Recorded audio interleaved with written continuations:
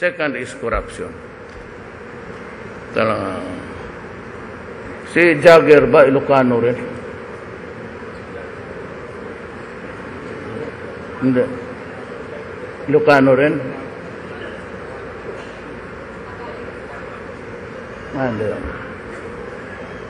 Kasi yung sa custom sabi nila na hindi daw talaga malinas baski sinong ilagay mo. Putang ina, lagyan ko ng army. Sabi ko kay Jagger, barilin mo talaga, patayin mo, putang ina, ayaw magsunod. Okay na. Bala lang pala ang panlaban doon.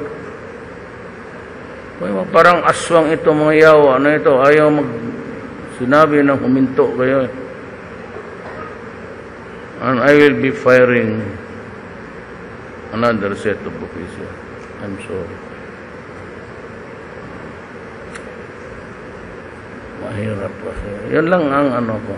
Now, if you want to help me run the government at yung programa ko, ako lang ang presidente ngayon. I have distributed almost 160,000 hectares. Tapos na ako dito, yung pagpasok ng NPA. I was in Sagay. Yung pinalinis ko yung Boracay. And they were trying to guess kung kanino ko ibigay. Sinong milyonaryo, kaninong kasino. Alam mo kung kanino ko binigay?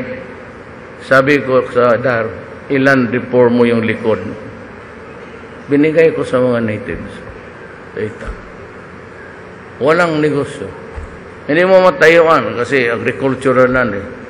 Yung likod talaga ng beach, punta doon.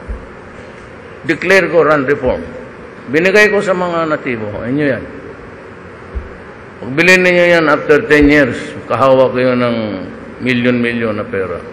Ngayon, mahal na eh. Alam ko kasi, bakit? Migrants rin kami. Kami ng Pimentel. Nag-settle down sa Cagayan. Tatay ko kasi if you are not speaking the Maranao, Maguindanao, Iranon, Kagan, Sama, Yakan, pati Tausug. If you do not speak the dialect, tapos Kristiyanos ka, you are not from Mindanao. Sigurado.